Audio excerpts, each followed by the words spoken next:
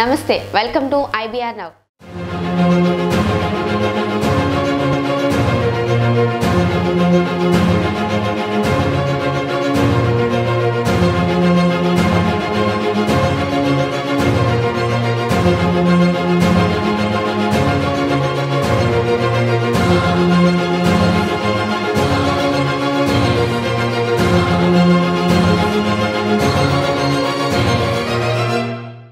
సర్పంచ్ అంటే ఊరికి నాయకుడు.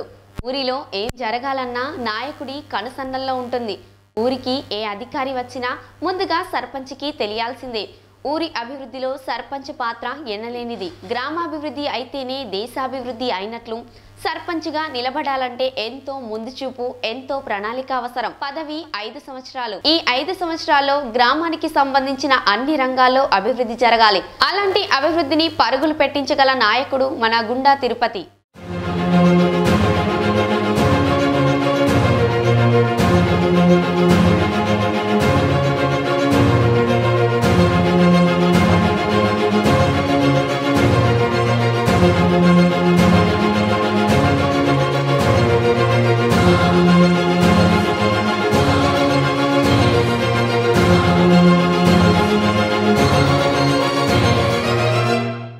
అయితే గ్రామంలోని ప్రజల అందరి మద్దతు ఎన్నుకున్న సర్పంచ్కి తోడైతే గ్రామాభివృద్ధి పరుగులు పెడుతుంది. ఇంతకు ముందు వేరు, ఇప్పుడు వేరు. ఎందుకంటే ప్రపంచమే ఒక చిన్న గ్రామంగా తయారైన ఈ డిజిటల్ యుగంలో ప్రతి పౌరుడు కోరుకున్న సమాచారం మరుక్షణంలో తన ముందు నిలబడుతోంది. ఏ సమాచారమైనా క్షణాల్లో తెలిసిపోయే ఈ కమ్యూనికేషన్ యుగంలో అవినీతికి తావుండదు. అసలు ఆ ఊహను కూడా పసిగట్టే రోజులివి. అవినీతికి తావు లేకుండా చూస్తానంటున్న నాయకుడు గుండా తిరుపతి.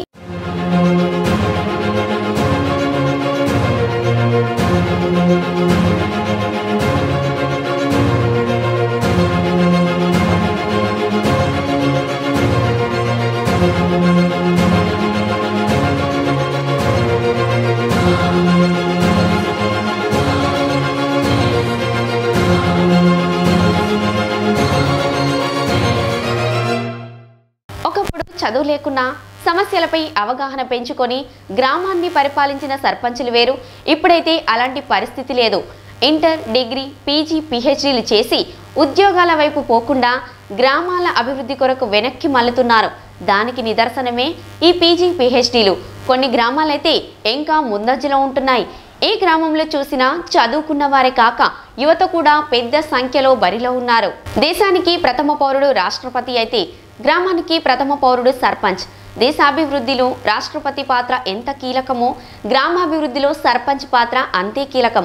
అందుకే అంకిత భావంతో, ముందు చూపుతో గుండా తిరుపతి గారు గ్రామాభివృద్ధికి ఖచ్చితమైన ప్రణాళికను సిద్ధం చేసి వరంగల్ జిల్లా భీమదేవరపల్లి మండలం మల్లారం గ్రామంలో సర్పంచ్ అభ్యర్థిగా బరిలో దూసుకుపోతున్న గుండా తిరుపతితో మా IBR Now ప్రతినిధి ఫేస్ టు ఫేస్.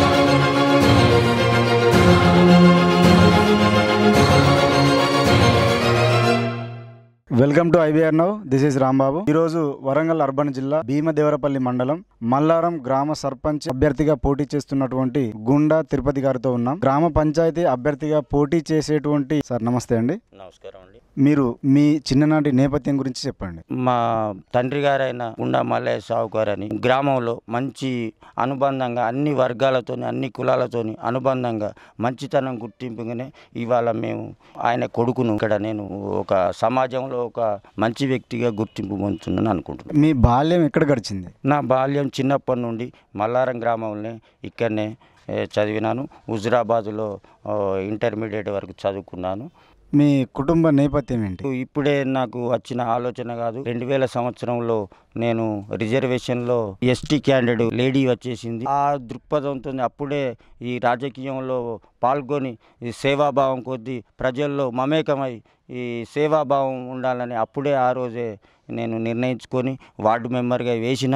నా కొందరు వ్యక్తులు గ్రామంలో ఫ్యానల్గా నన్ను ఇండివిజువల్గానే వేసిన. నేను అప్పుడు పరిస్థితుల్లో నన్ను టీడీపీ వాళ్ళు నన్ను అనుసరించి నా సాయం కోరి, నీ మంచితనంతో మీ తండ్రి గారైనా మీ అన్నదమ్ములు మంచి కుటుంబం, సేవాభావం ఉన్నది, మీ సాయం కావాలి, మీరు టీడీపీ నుంచి ఫ్యానల్లో ఉండమంటే అప్పుడు నేను సరే అని వాళ్ళ అభ్యర్థిని నేను అనుసరించి వాళ్ళకి ఏదన్నా విషయాలు ఉంటే చెప్పుకొని స్వతంత్రంగా నేను సర్పంచ్ని కూడా గెలిపించిన.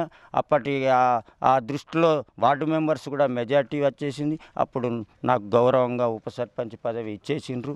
ఆ 2000 సంవత్సరంలో కొన్ని పరిస్థితుల వల్ల తప్పుదారి పట్టించారు నేను గెలిపించిన సర్పంచ్కి. కొన్ని కారణాల వల్ల నేను ముందుకు వచ్చి తప్పు జరుగుతుంది, నాకు నేను గెలిపించిన సర్పంచ్కి నష్టం జరుగుతున్నది, నన్ను నష్టం చేసినట్టయితే ప్రజలు నన్ను చూసి గెలిపించిండ్రు సర్పంచ్ని.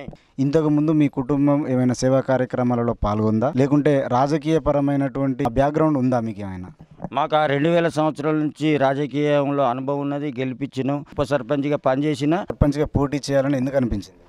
నేను అప్పుడు చేసే కార్యక్రమంలో 20 సంవత్సరాల క్రితం చేసే భాగంగా చేయలేకపోయినా, నా దగ్గర పదవి లేదు, ఆ ఉప సర్పంచ్కి ఏం పవర్ లేదు, నేను చేసే అంత అది లేదు కాబట్టి ఇప్పుడు అవకాశం వచ్చింది కాబట్టి దాన్ని వినియోగించుకోవాలి. ప్రజలకు 20 సంవత్సరాల కింద చేసేవాడిని, నేను చేయలేదు కాబట్టి ఇప్పుడు కంపల్సరీ అన్ని వినియోగించుకొని చేద్దామనే దృఢ నిశ్చయంతో ప్రజలు కూడా నన్ను మంచి మమేకమై నాతో ఏ గల్లీకి పోయినా, ఏ అమ్మ దగ్గర పోయినా, ఏ అయ్య దగ్గర పోయినా నన్ను బొట్టు పెట్టి ఇప్పుడే నువ్వు సర్పంచ్ పో అనే ఉత్సాహంగా నన్ను ముందుకు జరుపుతాను. నేను విజయం కూడా సాధిస్తానని చెప్తున్నాను. ఈ గ్రామానికి సంబంధించి ఎన్ని వార్డులు ఉండొచ్చు? ఈ గ్రామానికి సంబంధించి 10 వార్డులు ఉన్నాయండి. ఈ గ్రామంలో ఉన్నటువంటి ఏవే సమస్యలు ఉన్నాయని గుర్తించింది మీరు? మేము చాలా సమస్యలు ఉన్నాయండి. ఇక్కడ డెవలప్మెంట్స్ అనేది ఇంకా కొన్ని జరిగినాయి, ఇంకా జరిగేటి చాలా ఉన్నాయి. దానికి కూడా ముందుపడి చేసే కార్యక్రమాలు ఉన్నాయి.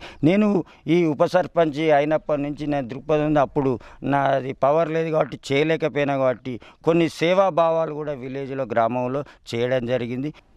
ఇప్పుడు ఈ గ్రామంలో అక్షరాస్యత శాతం ఎంతవరకు ఉంటుంది? అక్షరాస్యత శాతం దాదాపు అప్పుడు 2000 సంవత్సరం అప్పుడే 90% అయింది. ఈ మధ్యలో మాత్రం ఇంకా మెరుగే ఉన్నది. ఈ గ్రామానికి సంబంధించి చెరువులు కానీ బావులు కానీ ఎంతవరకు ఉన్నాయి? మా దగ్గర ఒకటి పెద్ద చెరువు ఉన్నదండి.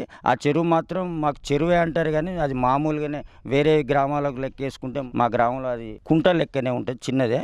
ఇంకా కుంటలు కూడా ఉన్నాయండి. ఈ గ్రామంలో సుమారు జనాభా ఎంత ఉండొచ్చు? మొత్తం టోటల్ జనాభా 4000 చిల్లర పాపులేషన్ ఉన్నదండి. దాదాపు బీసీ వర్గం 1400 చిల్లర ఓట్లు ఉన్నాయండి.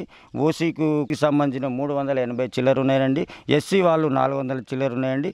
మొత్తం టోటల్ ఓట్లు 2152 ఇట్లా ఉన్నాయండి. దాదాపు రెండో దఫా ముఖ్యమంత్రిగా టీఆర్ఎస్ పార్టీ అధికారంలో ఉంది. మీ గ్రామానికి సంబంధించి డబుల్ బెడ్రూమ్లు ఏమైనా ఎన్ని శాంక్షన్ అయినాయి? మాది విడతల వారీగా ప్రకటించినండి కేసీఆర్ గారు. ఎమ్మెల్యే సాబు మండలాల వారీగా లెక్కేస్తే మా విలేజ్ 2వ విడత 3వ విడత వచ్చిందండి. అప్పటి వరకు రాలేదు. ఈ మొదటి విడత వేరే గ్రామం ముల్కనూరు గ్రామం ప్రకటించిందండి. అక్కడ 20-25 అయినాయి, వేరే గ్రామాలు చేసిర్రు. మా మండల పరిధిలో 4 గ్రామాలే ప్లాన్ చేసిర్రు. మొదటి విడతల 2 గ్రామాలు, రెండో విడతల చేసినట్టున్నది. మాది 3వ విడతల ఉన్నది కాబట్టి ఇంకా దాని ఏందనేది మా దగ్గర. ఈ గ్రామంలో 3 ఎకరాల భూమి ఎంతమందికి దక్కింది? మా దగ్గర వాస్తవంగా చెప్తానంటే గవర్నమెంట్స్ భూమిస్ లేవండి. గవర్నమెంట్స్ భూమి ఉన్నట్టే ఉంటే మేము కూడా పార్టీ తరపు నుంచి కేసీఆర్ ద్వారా వాళ్ళ చెప్పిన విధానాల ప్రకారంగా మేము ముందుకు పోయేవాళ్ళం. మా దగ్గర అలాంటి గవర్నమెంట్ ల్యాండ్స్ లేవు కాబట్టి కొంచెం ముందుకు లేని పరిస్థితి ఉన్నాం. ఏవైనా రైతులు కూడా అమ్ముకునే వాళ్ళు ఉంటే మోటివేట్ చేసినాక ఆ పరిస్థితి లేకుండా ఎవరి భూమి వాళ్ళకే చిన్న కమతాలు ఉన్నాయి, చిన్న రైతులు ఉన్నారు కాబట్టి ఎవరు అమ్ముకునే పరిస్థితి లేదు కాబట్టి మేము దానిలో కొంచెం భాగంగా అట్లా జరిగింది. మిషన్ కాకతీయకు సంబంధించి ఈ ఊరు లబ్ధి పొందిందా? మిషన్ కాకతీయ 100% పొందిందండి. 2 కుంటలకు వచ్చేసిందండి, పెద్ద చెరువుకి వచ్చేసింది. మిషన్ కాకతీయలో మేము లబ్ధి పొందినాం. ఆ మట్టి కార్యక్రమాలు కూడా రైతులు ఎంతో సంతోషంగా ఉత్సాహంగా ఉపాధి హామీ ద్వారా ఈ మిషన్ కాకతీయ పనులు జరిగినాయి.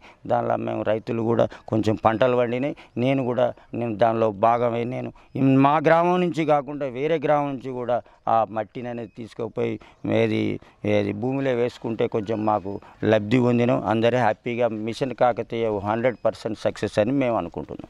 మీ గ్రామంలో ODF ఎలా ఉంది? దానిలో 100% అయిందనేది విషయం ఇదివరకు నేను తెలుసుకున్నా. దాదాపు సక్సెస్ఫుల్గానే ఉన్నాం. ఉప సర్పంచ్గా ఉన్నప్పుడు విజయవంతంగా మీరు పూర్తి చేసినటువంటి పనులు ఏంటి? నేను విజయవంతంగా రాజకీయంగా నేను నా కేసుల ద్వారా కానీ అందులో కొంచెం సైలెంట్ అయిపోయిన 3 years 2 years ఇక నేను కాముగున్నా. అవకాశాలను బట్టి మనం పావులు కలప అనే ఉద్దేశం కొద్దీ నేను అట్లనే ఉన్నా. కాకపోతే ఏంటంటే సంక్షేమమే ఏది సేవాభావం కొద్దీ కొన్ని సేవా కార్యక్రమాలు చేసిన. ఇప్పటి వరకు మీరు ఉప సర్పంచ్గా ఉన్నారు కాబట్టి ఇంతకుముందు గ్రామంలో మిగిలిపోయినటువంటి పనులేంటి, మీరు గెలిస్తే ప్రజలకు చేసేటువంటి పనులేంటి? రైతు కుటుంబాలకు సంబంధించిన కేసీఆర్ ఆధ్వర్యంలో మాకు ఇక్కడనే దగ్గరనే గౌరవెల్లి అని ఇక్కడ వచ్చేసి లింగంపల్లి అనే ప్రాజెక్టులు ఉన్నాయి. 100% మాకు నీళ్ళు వస్తాయనే అవకాశాలు ఉన్నాయి కాబట్టి 24 గంటలు కరెంటు ఉన్నది కాబట్టి మా కరెంటు లోపాలు కొన్ని ఉన్నాయి. ట్రాన్స్ఫరాలు గిన్సాలు ఇబ్బంది ఉన్నాయి కాబట్టి ఫస్ట్ కార్యక్రమంలో రైతులకు చేసేది మాత్రం ట్రాన్స్ఫరాలు డిస్ట్రిబ్యూషన్ కరెక్ట్ ఉన్నదా లేదా, రైతులకు ఏమేమి నష్టం జరుగుతున్నదో కరెంటు దృష్టిలో ఇంకా మమ్మే లోపలికి లోతుగా పోయి మేము సాయం చేద్దామని నా వంతు సహకారం చేస్తానని నేను అనుకుంటున్నాను. చివరగా మల్లారం గ్రామ ప్రజలకు మీరు ఇచ్చేటువంటి సందేశం, మీరు చేసినటువంటి మంచి పనులు. నేను చేసిన మంచి పనులు అనేటి గ్రామంలో కుటుంబం ఆధ్వర్యంలో మా చిన్నబాప అయిన గుండా భద్రయ్య గారు గోదావరికంలో వ్యాపార రీత్యా ఉంటాడు. ఆయన విలేజ్ నుంచి పోయిండు కాబట్టి ఈ విలేజ్లో ఎంతో కొంత సేవాభావం చేయాలనే ఉద్దేశం మా ప్రోద్బలంతో మేము ఇక్కడ ఉంటున్నాం కాబట్టి మా ఆధ్వర్యంలో అతనితో ఆంజనేయ టెంపుల్ మేము అక్కడ ఒక 15 సంవత్సరాల క్రితమే ఉప సర్పంచ్ అయిన తర్వాత ఆ సేవాభావం మేము ఆడ టెంపుల్ ఏర్పాటు చేయడం జరిగింది. మీకు మహిళా సంఘాలు కానీ కుల సంఘాలు కానీ మతాల పరంగా చూసుకున్నట్టయితే ఏ విధమైనటువంటి సపోర్ట్ లభిస్తుంది మీ ప్రచారంలో? మా ప్రచారంలో 100% సపోర్ట్ ఉన్నదండి.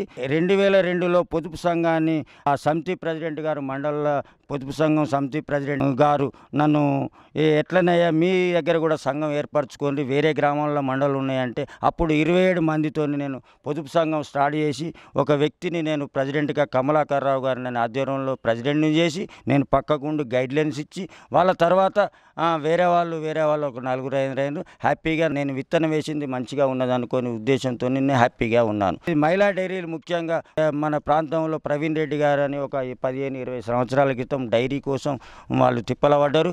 ఆ తిప్పలపడ్డ దృష్టిలో మరి మనకు ఫండ్స్ రావాలి, ఎట్లా అంటే మహిళలను ఏది సభ్యత్వం చేయించాలి, సభ్యత్వం చేయిస్తే వాళ్ళకు ఒక 100 రూపాయలు డిపాజిట్ కావాలి. ఆ డిపాజిట్ ఉద్దేశంతో ముఖ్య కార్యకర్తలుగా అప్పుడు మమ్మల్ని పిలిస్తే మేము మా వంతు సహకారంగా నా వంతు సహకారంగా 19 మందిని మా ఆవిడ పేరు రాయించి ఇంకా వేరే కూడా వాళ్ళకి డబ్బులు లేవు కాబట్టి వాళ్ళకు మోటివేట్ చేసి 1900 రూపాయలు కట్టి 19 రసీదులు దింపి అప్పుడు మహిళా డైరీని మా విలేజ్లో మోటివేట్ చేసి ఇక్కడ చేసినాం. మా మహిళా డైరీ కూడా ఇక్కడ మా విలేజ్లో కూడా 100% సక్సెస్ఫుల్గా నడుస్తున్నది.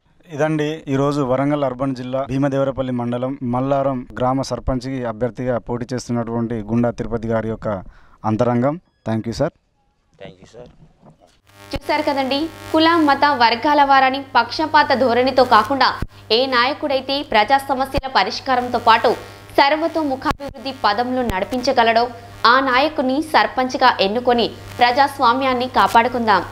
మల్లారం గ్రామ సర్పంచ్గా గుండా తిరుపతి గారి బ్యాటు గుర్తుకు ఓటు వేసి అధిక మెజారిటీతో గెలుపొందాలని ఆశిద్దాం. మరిన్ని అప్డేట్స్ కోసం చూస్తూనే ఉండండి IBR Now.